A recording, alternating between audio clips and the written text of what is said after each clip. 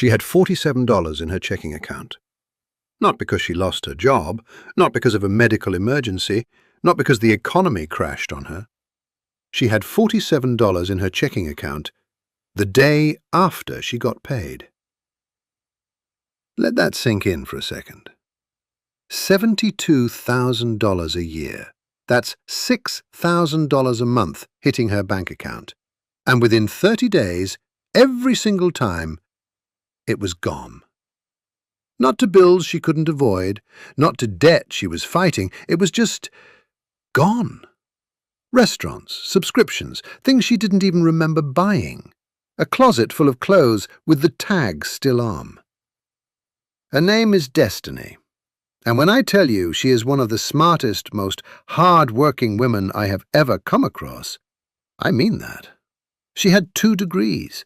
She'd been promoted twice in 3 years. Her colleagues respected her. Her family was proud of her.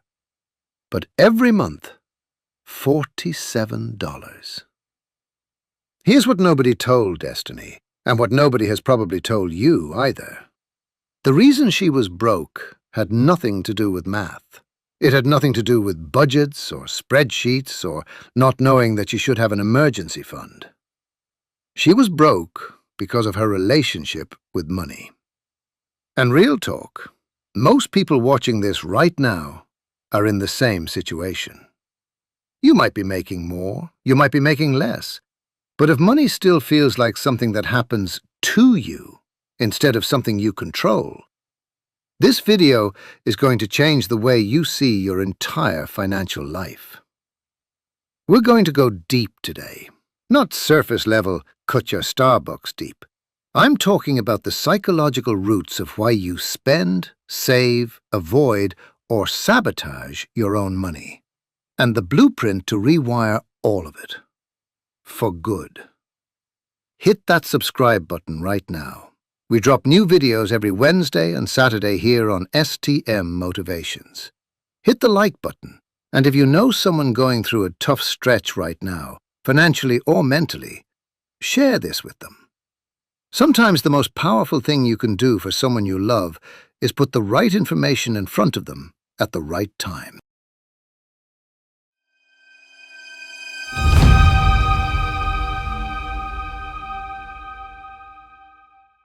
Here's what you're going to walk away with by the time this video is done. You're going to understand the 5 money archetypes, the 5 hidden psychological profiles that determine how every human being on the planet relates to money. You're going to find yourself in one of them, maybe 2. You're going to understand exactly where that archetype came from, because I promise you, it started before you were old enough to make a single financial decision. And then, the part most money content never gets to, you're going to have a step-by-step framework for rewiring it. We'll get to that, but first you need to understand this. The reason most financial advice doesn't work isn't because the advice is wrong. It's because advice targets behavior, and behavior is just the symptom. The disease is deeper.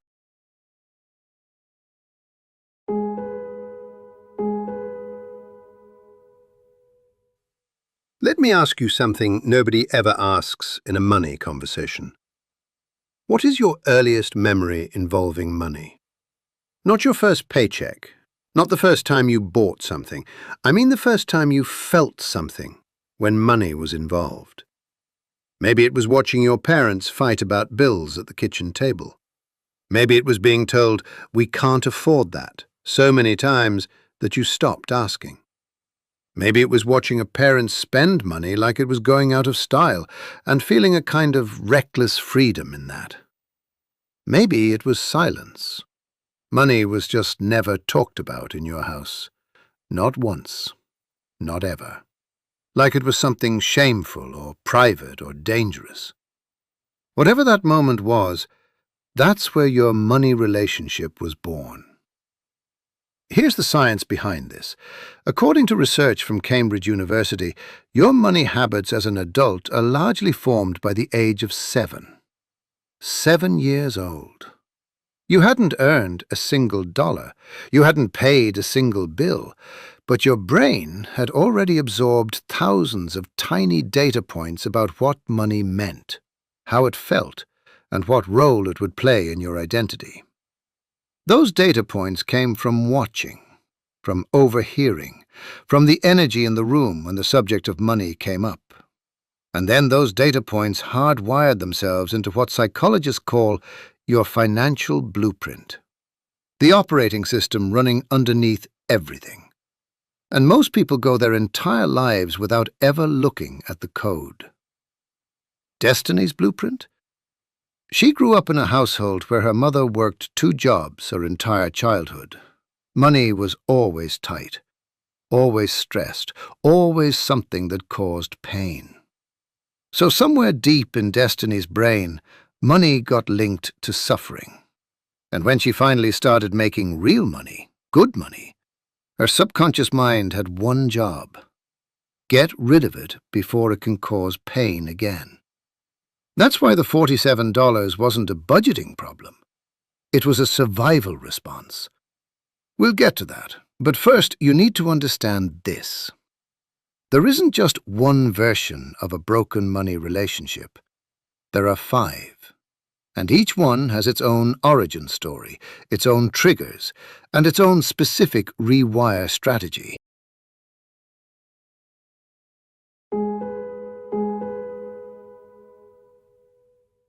The 5 money archetypes. Archetype 1. The money avoider. This is the person who literally cannot look at their bank account. They get paid, they don't check. They get a bill, they don't open it. They're behind on something, they avoid thinking about it until it becomes a crisis. And here's the wild part. This isn't laziness. This is anxiety. The money avoider experiences genuine psychological distress when confronted with financial reality. Their origin story almost always involves one of 2 things: either watching money cause intense conflict in their home growing up, or being shamed at some point for not having enough. The brain learned looking at money equals pain, so it built a wall. An elegant, self-protecting, financially devastating wall. Archetype 2. The money worshipper. This is the video it'd have that many people would be stepided from the time. This is the further to the money worshipper. This is the brain that globed something that money worshipper for Promote People project at a bone-deep level that money is the answer to every problem. The money worshipper doesn't just want financial security. They believe, at a level they can barely articulate, that enough money will finally make them feel okay, safe, worthy, loved. This person chases income relentlessly, not builds wealth, chases income. Building wealth requires delayed gratification and uncertainty. The money worshipper can't do that. They need to see the number go up now. The tragic irony of the money worshipper: despite making the most money of all 5 archetypes, they often accumulate the least wealth, because everything they make goes right back into proving they're still winning. Archetype 3. The money martyr. This is the certain that can't never the fituages was when creaturely clearly their visit result. The money worshipper was going to the world into proving the wealth, because everything they make goes right back into proving their visit find. The money worshipper has me accept the money worshipper, because everything they make goes right back into my ledel into the way the wealth. The money martyr they'd build in their fave. They said it interested, indent and fan. They are difficult potently. The bi-blankage is a different ship that money worshipper. Most involved linked to the money 5 introduced money worshipper they quite for incidents. They making many money served and more tret protruded. Archetype 3. The money worshipper. This is the person who believes, despite making the most money archetypes, that is not find but every wealth. This also despite being trash-face that many money will be acute wealth. Archetype 3. the money worshipper. Because everything they make goes right back into the wealth they need critchily wealth. Archetype 3, the money martyr. This is the person who gives it all away. They're generous to a fault, always picking up the check, always lending money they never see again, always finding a way to take care of everyone else while their own financial house quietly falls apart. The money martyr's origin almost always involves guilt, either guilt about having more than others around them, or a family system where love was expressed through sacrifice, where the person who gave the most was valued the most. The brain learned, money is proof I care. Keeping money for myself means I don't care. Archetype 4, the money vigilante. The difficult security, you would step for the choit for money vigilante. The opposite of this person try to still remember that the money vigilante wants the person place boat everyone very mild. The money vigilante is finally happen to the cross the care, when money vigilante gives it the lest in different bad hand of ways. The brain learned money that guilted to stay. Money is truly found. The recognized Munteltu was a great first truth o' money from the money vigilante. The brain learned money is proof I care. The money vigilante winced the archetypes for different back. Archetype 4, the money vigilante. The opposite of the martyr. The money vigilante hoards. They save aggressively, not to invest, not to build, not to create freedom. They save because spending anything triggers shame, anxiety, or the feeling that catastrophe is just around the corner. The money vigilante is often praised, called disciplined, responsible, good with money. But underneath is a person who cannot enjoy what they earn, who lives in chronic, low-grade financial terror, and whose relationship with money is just as dysfunctional as the spender's, just in the opposite direction. Archetype 5, the status spender. This person spends to perform. Every purchase is, at some level, a message. The car, the clothes, the restaurant, the neighborhood, the vacation posts. Every dollar spent is a dollar saying, I made it. I'm someone. I'm worth something. Y'all, social media has created an entire economy built on performing wealth, and the status spender feeds that machine with everything they have, sometimes literally everything. The status spender often has a beautiful life on the outside and a financial emergency waiting to happen on the inside.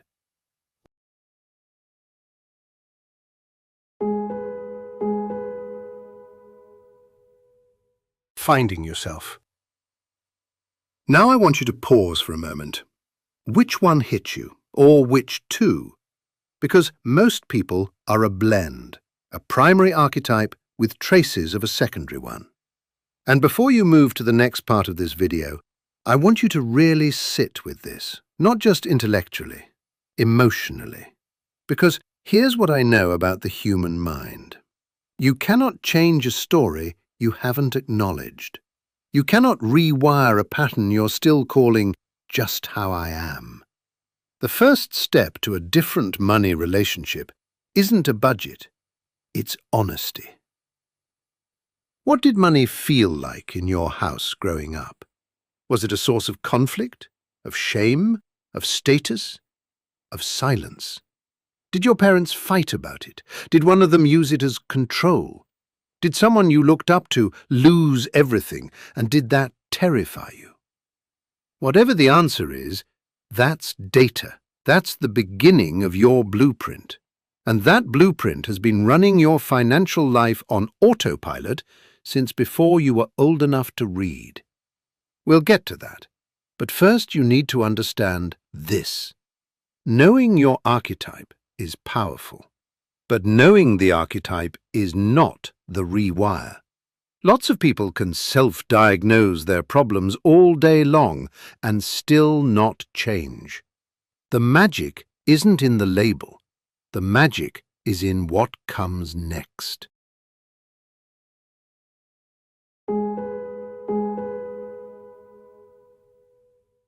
The Align framework. All right, this is the part you came for. I call this the Align framework. 5 steps. Each one targets a different layer of the psychological change process, and I want to walk you through each one in detail, because surface-level advice doesn't change deep-rooted patterns. You need the full picture. A. Audit. For 7 days, every time you spend money, note how you felt before, during, and after. Build a map of your money behavior from the inside out. Most people track their spending in dollars. They've never tracked it in feelings. Destiny did this exercise in January 3 years ago. By the end of that week, she had noticed a pattern so clear it almost made her cry. Every single major purchase she made happened within 24 hours of something at work going wrong. A difficult conversation, a meeting that didn't go well, a moment where she felt unseen or undervalued. She wasn't shopping. She was medicating. L. Locate. Trace the pattern back to its origin. Take what you found in the audit and ask, where did I first learn to do this? You're doing archaeology, digging back into your earliest money memories to find the moment your subconscious decided what money means. You're not looking to blame anyone. Your parents did what they knew, but you are allowed to say, this belief was given to me before I could evaluate it, and it's no longer serving me, and I'm choosing something different. I. Interrupt. Identify the trigger. Build a pause between the trigger and the response. In that pause, insert a different action. Money avoider. Look at your account for exactly 2 minutes daily. The brain learns, looking doesn't kill me. Money worshipper. Before acting on the urge to earn more, ask, what problem am I actually trying to solve right now? Money martyr. Create 1 financial boundary per month. Money vigilante. Automate intentional delight spending, a small monthly amount for pure pleasure. Status spender. Before every discretionary purchase, ask, if nobody could see this, would I still want it? G. Anchor. Create a new financial identity, not just new behaviors. Write 3 sentences describing the person you are choosing to become with money.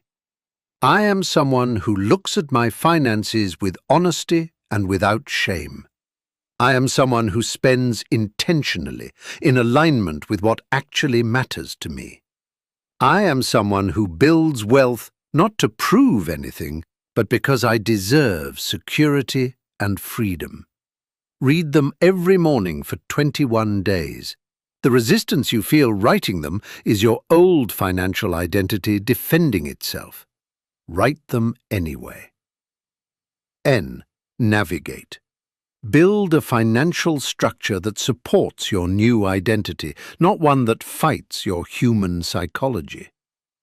Money avoider. Automate everything. Savings transfer happens automatically the day after payday. Money worshipper. Create an enough number, a specific milestone that means you've made it. Money martyr. Open a dedicated generosity account. Give from that account only. Money vigilante. Automate a life fund, earmarked for experiences and joy. Status spender. Build identity around a financial metric only you can see. Net worth, savings rate, investment portfolio.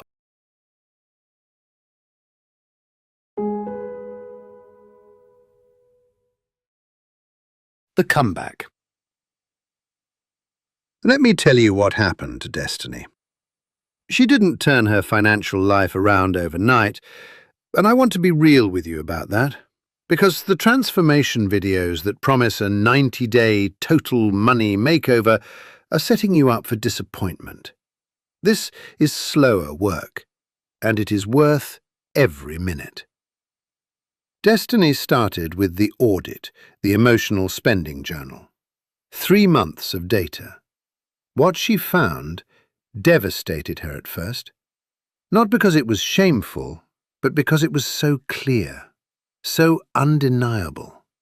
Every stress event at work triggered a purchase. Every feeling of being undervalued led to a retail response. She wasn't in control. She had been in a pattern, a loop, running on autopilot for 12 years. Then she did the locate work. She remembered vividly watching her mother buy something small for herself after every hard day. A treat, a reward, a way of saying to the world, "I worked hard today and I deserve something good." And Destiny had absorbed that completely.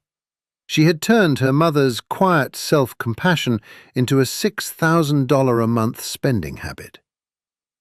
That's the moment things shifted. Not because she blamed her mother, she absolutely did not, but because she finally understood that the behavior had a source, and anything with a source can be redirected. 18 months later, Destiny had a $14,000 emergency fund, the first savings account she had ever maintained past a single month. She had automated a 15% contribution to her 401k. She had paid off one of her 3 credit cards entirely. But more importantly, money no longer felt like something that happened to her. It felt like something she was in relationship with. A real relationship. One with history, with intention, and with a future she was actually building. Real talk, that shift right there, that's the whole game.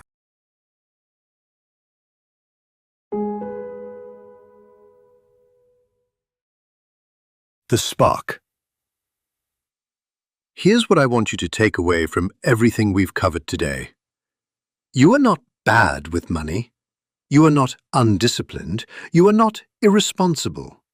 You have a relationship with money that was built by someone else at a time when you had no say in it, using experiences that were never your fault.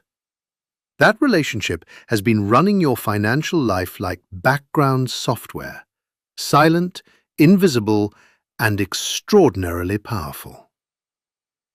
And the moment you see it, really see it, is the moment it loses its power over you. Not completely, not instantly. The neural pathways built over decades don't dissolve in a week, but they can be redirected. They can be replaced. You can build new ones, deliberately, intentionally, one decision at a time. Here is the truth about wealth that nobody puts in a finance book. The wealthiest people I have ever come across are not the ones who are best at math. They are the ones who have done the hardest work, the work of understanding their own psychology, the work of asking, why do I do what I do with money? And then being brave enough to answer honestly. That bravery is available to you, right now, today. Not when you make more money, not when you get out of debt, not when the economy changes. Start with the audit. 7 days, every purchase, before, during, after. Just that, just 1 week. And see what your money story has been trying to tell you all along. Final sparkline. You deserve to understand your own story. Let that sink in.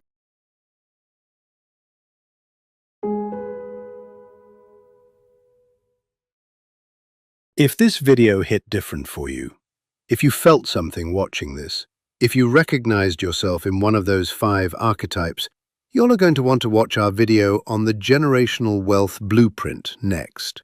Because everything we covered today about your money relationship feeds directly into whether generational wealth is something you build or something you keep accidentally preventing. The link is right there on your screen. And if you haven't subscribed to STM Motivations yet, Real talk. What are you waiting for? We drop new content every Wednesday and Saturday, and every video is designed to give you a shift, not just information. Hit subscribe, hit the bell, and I will see you in the next one.